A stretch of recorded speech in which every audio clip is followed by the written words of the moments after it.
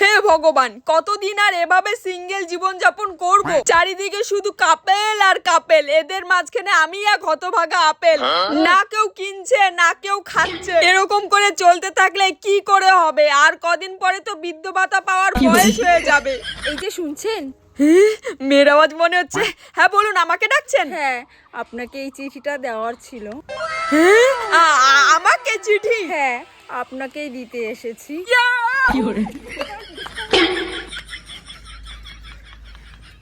না, এত এক্সাইটেড হলে হবে না, না হলেও বুঝে যাবে আমি যে জীবনেও একটা মেয়ে পটাতে পারি না।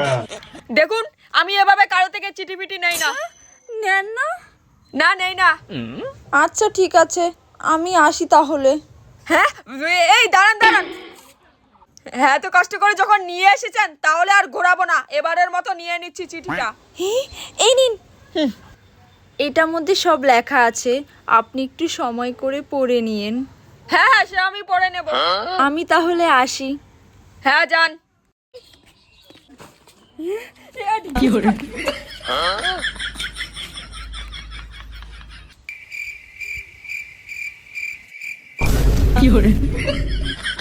এবারে চিঠিটা পড়ে ফেলি, আমার যে আর তর হইছে না। ডিয়ার কেরাস, আমি তোমাকে প্রথম দেখাতে বেলেও ভালো কি লিখেছি ওটা, ভালোবেসে ফেলেছি আর সারা জীবন ভালোবাসবো। তুমি আমার সব, দাড়ি কমা ফুল স্টপ। আমি তোমার উত্তর শোনার জন্য অপেক্ষা করব লেবু বাগানে। তুমি চাইলে বিকেল 5টায় সেই লেবু বাগানে এসো। ইতি তোমার নিব্বি। আমি আসছি নিব্বি, আমি আসছি।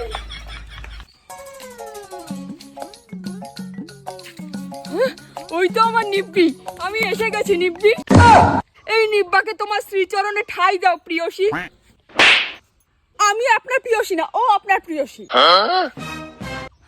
আমি তো কিছুই বুঝতে পারছি না। আমি বলছি, আগেকার দিনে মানুষেরা পায়রার পায়ে যেমন অন্য কারো কাছে চিঠি লিখে পাঠাতো, তেমনই আমি হচ্ছে পায়রা। না, হ্যাঁ চিঠিটা আমার বান্ধবী তোমাকে দিতে বলেছিল। বুঝেছি, মিস আন্ডারস্ট্যান্ডিং এ রং নাম্বার হয়ে গেছিল। প্রিয়সী, আমাকে এই যে চল। হ্যাঁ চল। যেও না প্রিয়সী, প্রিয়তমা প্লিজ যেও না। এই জন্যই মানুষে বলে ভগবানে দিয়া বুঝে মন, কারিনীতে কতক্ষণ।